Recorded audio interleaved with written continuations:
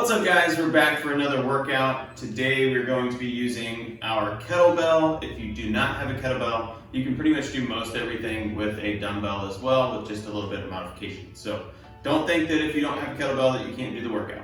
So let's go ahead and jump into it. It's going to be 3 different circuits. One of them is going to be timed like a Tabata, and then the other 2 are going to have a setup like an EMOM, but they're a little bit longer. It's not every minute on the minute.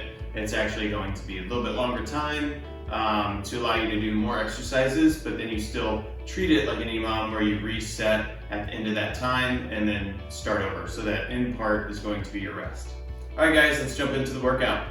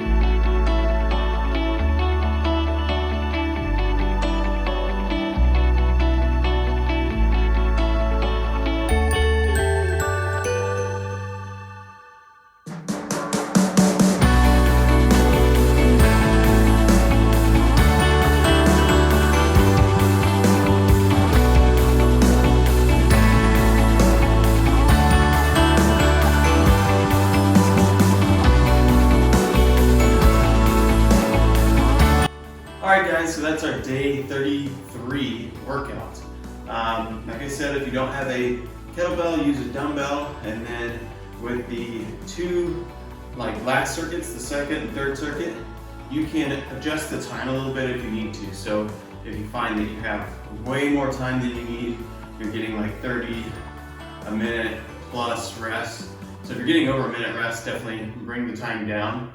But say if you're only getting 20 seconds or 15 seconds rest, then you can bring the time up, go up 30 seconds, see how it feels. But we want to try and stay in that time gap so that it forces us to have minimal rest, and that way we're getting our heart rate elevated, we're pushing hard through the workout, we're not taking it super easy through it, especially since most of us have so light of weights at home. We want to have that intensity stay up. All right, so not too much rest, not too little rest, adjust it as you need to, but it should be about right. I hope you guys enjoyed the workout. I'll see you in the next one.